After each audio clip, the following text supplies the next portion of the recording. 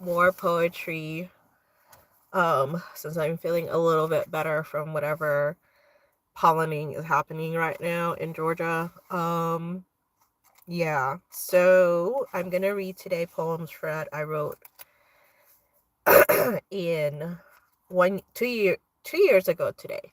The first one is from 2024, and this one is called Shattering. Our glass house is shattering, secrets spilled out, traumas revealed, suppressed emotions screamed out. The process hurts and makes everyone involved wish for death. But this is the only way all of us begin to heal, begin to truly live.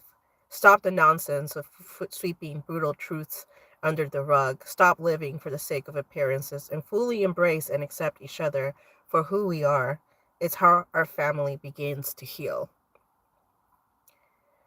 Um, this was inspired by a situation I had of sorts. I won't go into it just out of respect for my family, but yeah. Okay, so let's move on to 2025 poems. Last year, so exactly 1 year ago. I will warn you, this gets a little bit political. Soon. It's only a matter of time before we are all censored from being our true selves.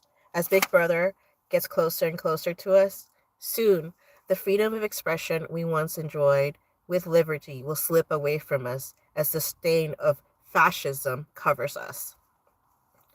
We know what that's about, so I won't go into it. Yeah, let's see.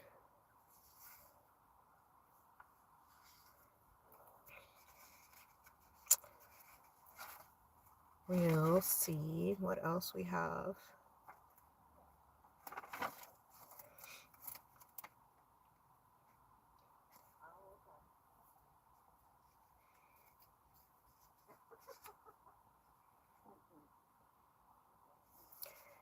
Okay, the next one is called Trigger. I don't know if I can read this one. We won't read this one because it is about jealousy, and I don't feel comfortable reading it, in case someone joins the live. I guess this is me censoring myself, and it's kind of ironic because of the last poem I read. Okay. The next one is a nice one, and it's called Soon. Soon.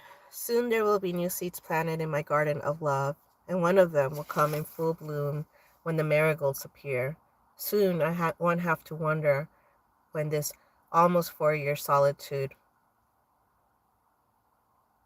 Wait, let me try to read that again. Soon. Soon there will be new seeds planted in my garden of love, and one of them will come in full bloom when the marigolds appear. Soon I won't have to wonder when this almost 4-year bubble of solitude will one day burst. This is me just being very hopeful about love. Trying to manifest something, I guess. Alright, so the next one, we won't read that one either, because, yeah, it's cringe.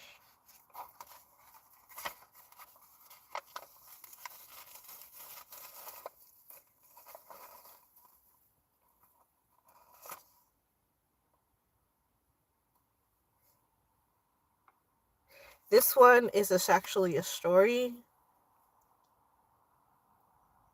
And because it like features violence against women, not that I'm violent against women, it's just a story. I think I was trying to process something. We won't read it.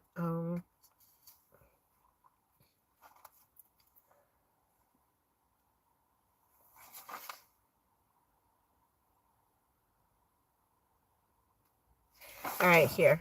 This one is cringe, but it's fine. Nonsense. Night sky eyes find me on an autumn night. I blush and look down, He wants me more than I want him. And I freeze. I do love him. But once again, this can't be happening. Thought our final season was last autumn with my last drunk goodbye text. But somehow the universe served us a dose of serendipity and placed us together in the same space. And while I could have declined his dinner invitation, curiosity got a hold of me, and and of course the year of wondering and the year of longing threatened to suffocate me. And I needed to know what happened in his story. And here we are after dinner, him walking me to my car, me desperately trying to keep my distance, because one touch from him, I spin and lose my senses and fall back into his arms, and we start our nonsense over again. um, I like that poem. It was an honest, I think, reflection of something I wanted to happen um, with this person. Uh, but that person is back in my life actually. But we're friends, so it's nothing like that. I think we've learned from our mistakes. This one is called Garden. A new garden is blooming this spring with seeds of friends, marigolds, and hyacinths abound. Never in my 44 years have I felt so loved, just when I feel the ground shake from under me, threatening to make me feel alone and unloved. The universe sends me a message.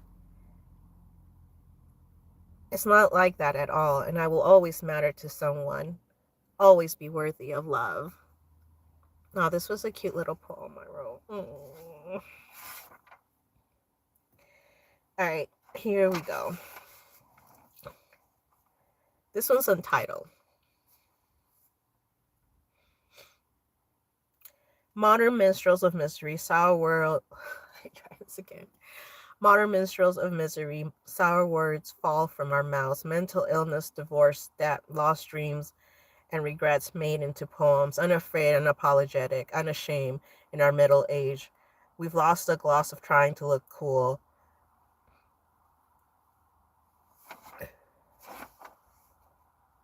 Our society's masks have fallen off.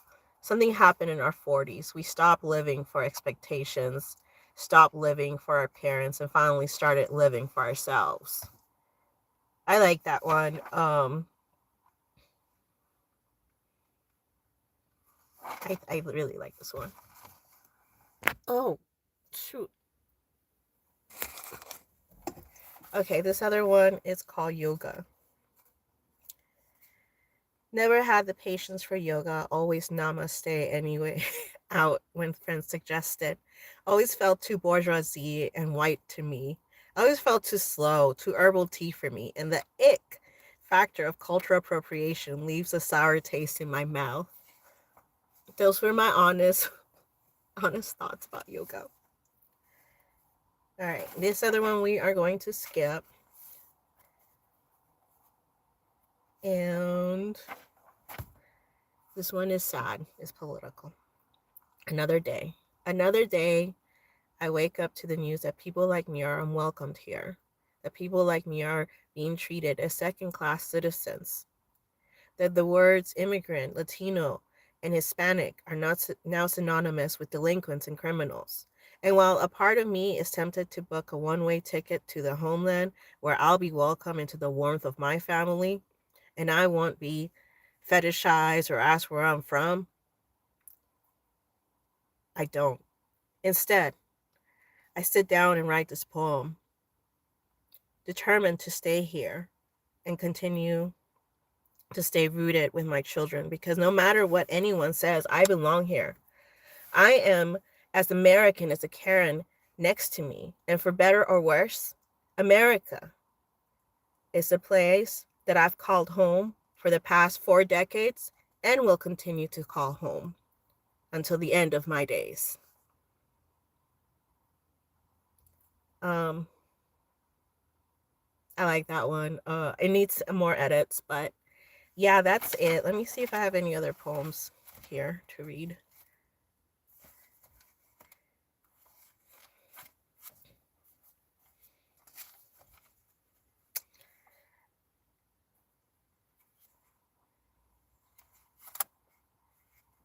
Huh.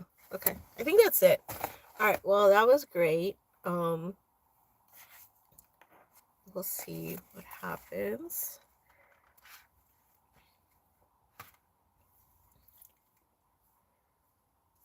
Okay.